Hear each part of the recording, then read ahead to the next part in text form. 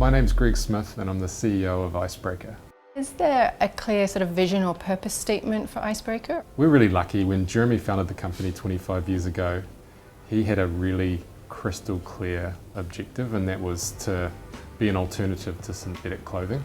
In outdoor companies, you had a lot of clothing that was made of synthetic products. So people were wearing synthetic products in nature, and Jeremy was like, that's stupid.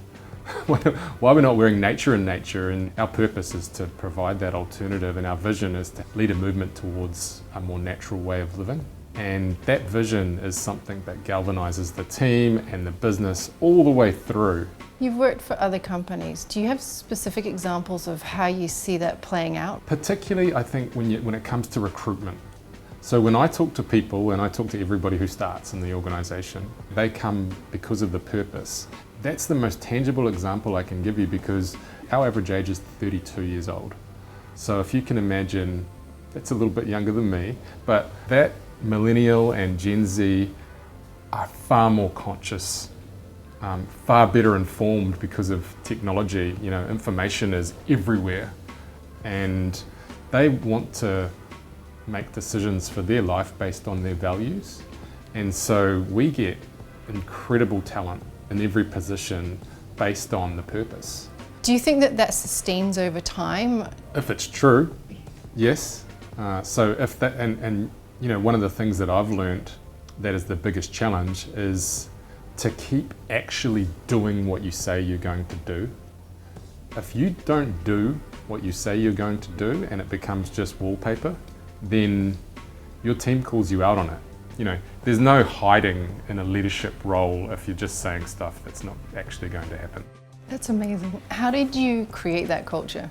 I was very clear up front when I first started that I wanted to provide an environment for them where they could truly feel like they made a difference. Now, out of that, we had one really passionate guy who was like, hey, we're making some bad choices around the office, just in our office itself.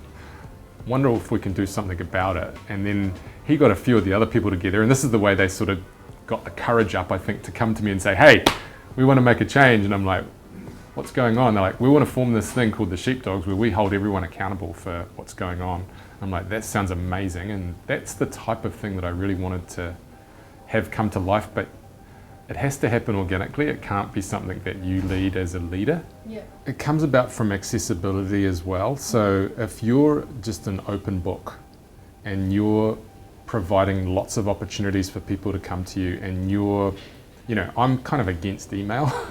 I'd rather talk and listen in particular, because again, if people see that you've given them the time and then actually something happens after it, then there's the belief that starts to grow, and then as that belief grows, then it starts to flow quite freely.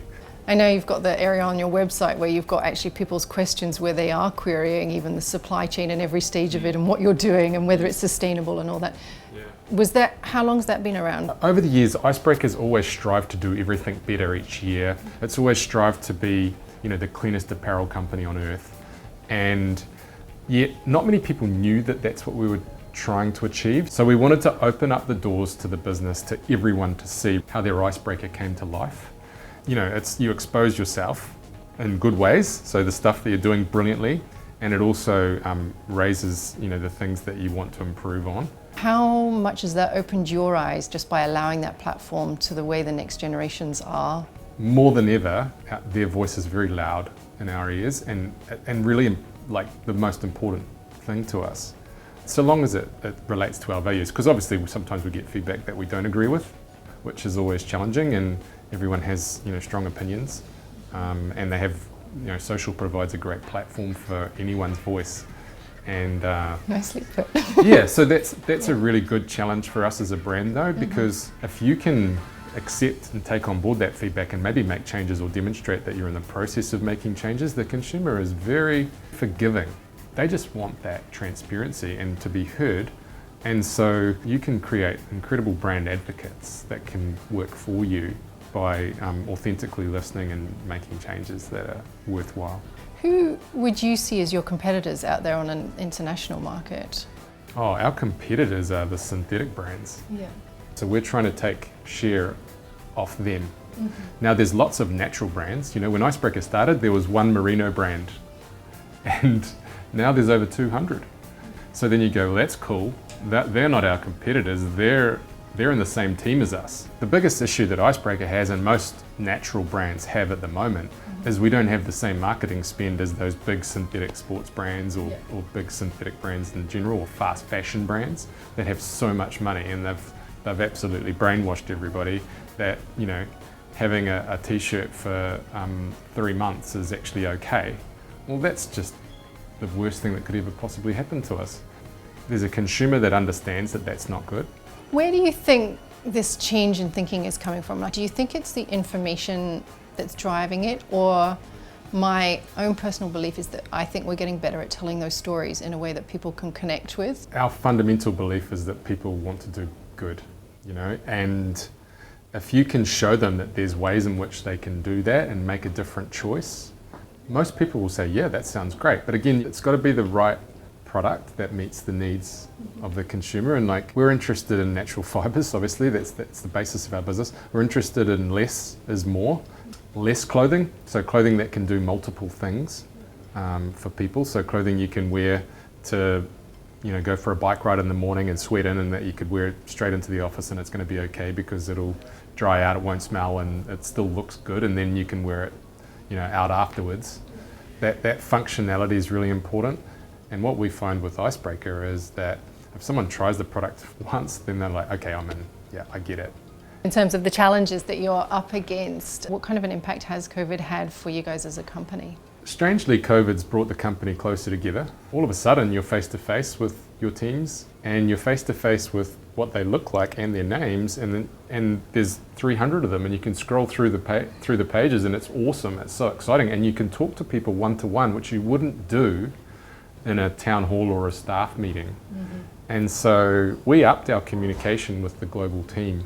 The other thing that I think's ironically and tragically good is that whilst the pandemic has, you know, had a devastating effect in most countries, to me, it's demonstrated the fact that governments can decide to put money against certain things that they are not happy with letting go. And, you know, so there's been hundreds of billions of dollars, trillions of dollars spent on COVID. And, you know, that's had there's a tragic death rate. The death rate for climate change is 100%. You know, that gives me confidence that when we've gotten a handle on the pandemic, that we'll actually look at the next biggest wave that's coming to us and go, well, okay, we can deal with this because we dealt with that. You know, if you take it back to business, you know, for us, it makes us understand that truly, really, anything's possible. Yeah. Did you always want to be a leader? No, I don't think so. Probably didn't really have the confidence to believe that was, you know, possible at school.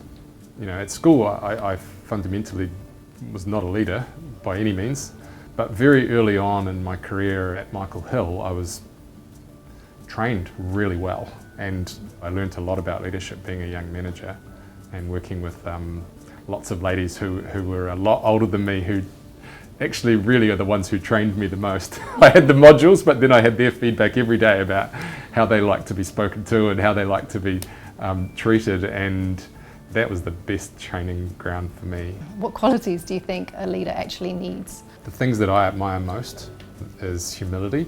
You know, I think as a leader you need to be very good at selecting a team that is better than you, and that's hard and humbling because, you know, they know more than you about lots of things, and you need to be humble enough to go, that's okay, because my job's not to be the expert in that particular area, that's theirs, and I need to give them the chance to be that expert and to be successful.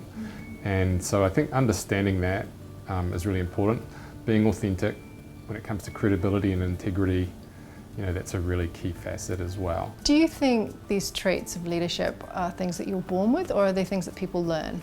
For me, I certainly don't think I was born with it. I think I've learnt it over time. and you don't ever end that learning journey. I think that's a really important one to understand, is that you never get to a time where you go, I'm a good leader now. It's not like you get the certificate, because every day is a test. You know, I like pushing on through, and I like it when it's hard, and I hate losing. Yeah. You know, like I hate losing in anything. We play touch at 12 o'clock and I'm like, it's social, and there's like, and I'm like so hard on myself. It's ridiculous. Yeah. You know, because I'm like, oh, I can't believe I dropped that ball, or I passed that was the wrong pass, or, you know, like I'm just constantly seeking better or trying to improve. Have you always been like that? Maybe. Maybe I've always been competitive. And that's only ever grown. It's actually gotten worse. It's gotten worse. It's in everything.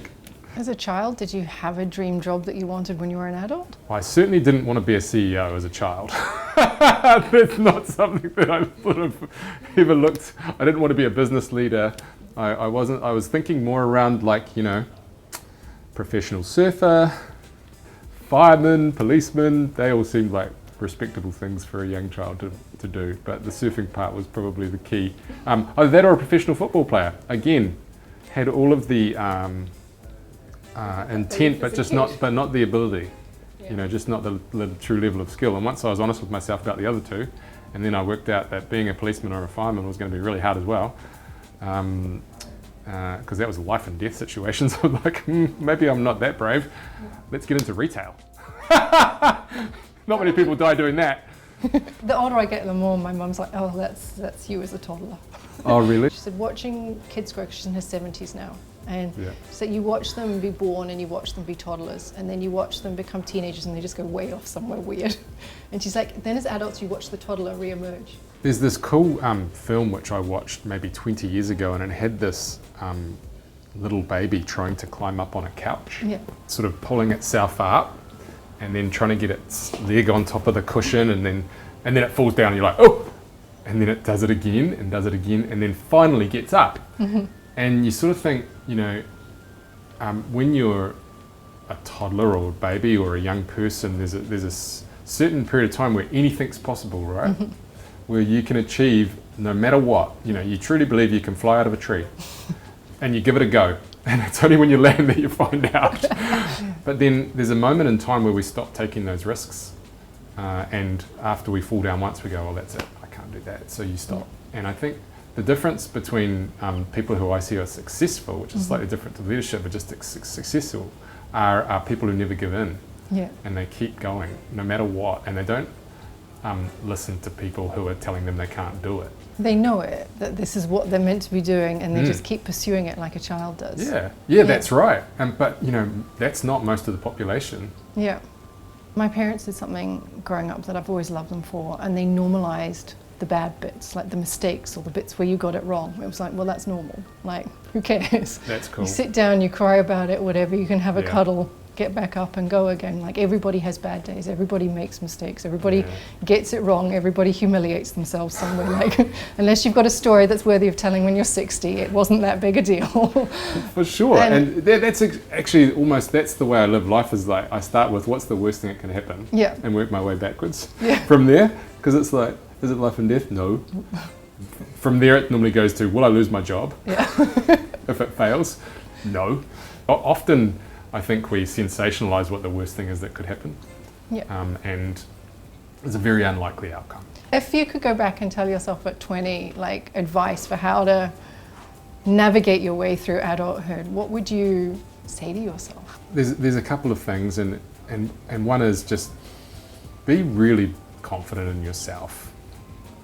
But so long as you've done the homework, right? So be prepared. Like, I became really good at winging stuff, and it's kind of lazy. Oh, and lastly, you know, anything's possible. Oh my goodness, what you think you could do, you can probably do way more than that. And you actually just have to set it in your sights as being something that you wanted to do. I mean, when I was 27, I decided that I wanted to be CEO of a business. I didn't really care what it was at the time. And so that's what I set out to do, and nothing was going to stop me. It's great. I'm really aware we're probably now running way over time, but I could keep talking for ages because it's really interesting, so thank you so much. Oh, it's my pleasure.